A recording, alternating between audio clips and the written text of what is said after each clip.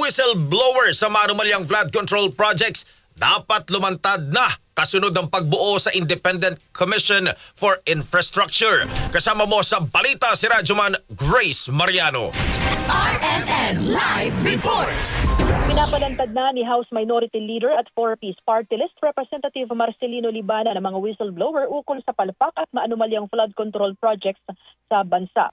Panawagan nito ni Libanan makaraang formal ng mabuo ang Independent Commission for Infrastructure o ICI na siyang mag-iimbestiga sa mga irregular na proyektong pang-infrastruktura sa bansa, pangunahin ng mga flood control projects.